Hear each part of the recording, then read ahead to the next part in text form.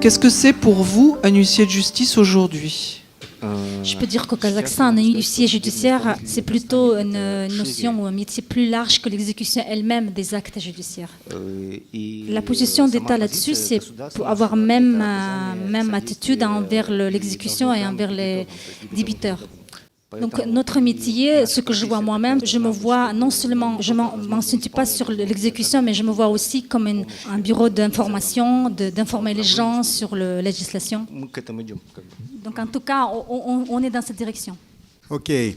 When Mrs. President asked me to participate in this workshop, I started to write a couple of words because I didn't know how it would be exactly. So I wrote a couple of lines here, and my closing of these lines, I believe that it's the answer for the question of Mrs. President. Permit me to read them how exactly I wrote them. The truth, the clarity, the honesty, and the fertile vision for the future are the requirements for a considerable professional future. The judicial officer, through his constant evolution, should remain a basic factor and the link of the economic chain in which the judicial officer will be in a continuous fight against corruption and among those basic elements for the existence of the rule of law. Alors, pour moi, l'huissier de justice, c'est ce professionnel du droit qui est incontournable dans l'œuvre d'administration de la justice. L'huissier de justice, je le dis, pourquoi? Parce que nous sommes huissiers audienciers. Nous mettons à exécution les décisions de justice. Nous réglons dans nos cabinets beaucoup de différends et hors de la sphère judiciaire. Nous consignons les preuves. Donc, l'huissier de justice est un élément essentiel dans l'administration de la justice et dans le développement d'un pays. Pourquoi? Parce que sans les exécutions des décisions de justice, les œuvres des magistrats, des avocats seront nulles.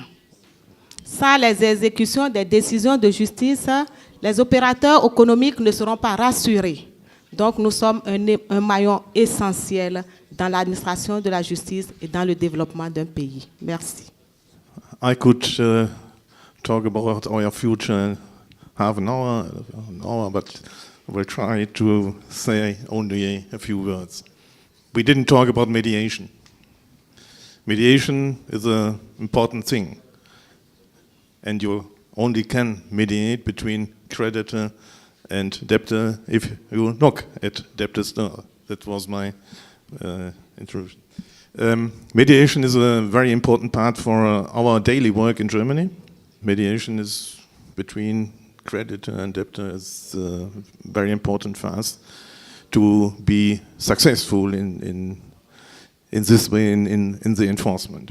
The classical enforcement, attachment of goods and selling of goods, it's out. I think it's not. It has no future. So we have to search other ways.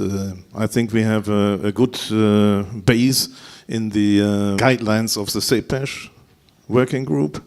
And in my opinion, that is all over the world an important guidelines for all of us. And our aim, I think, has to be that all kinds of enforcement have to be in one hand, and this is the hand of the judicial officer all over the world. That's a question that I've been asked many times, Madam President, and I always give my stock reply. I say, as a judicial officer, first and foremost, I am neutral. I favour neither the creditor nor the debtor. But being a judicial officer is about balancing the needs of the creditor with the rights of the debtor. That's what a judicial officer is all about.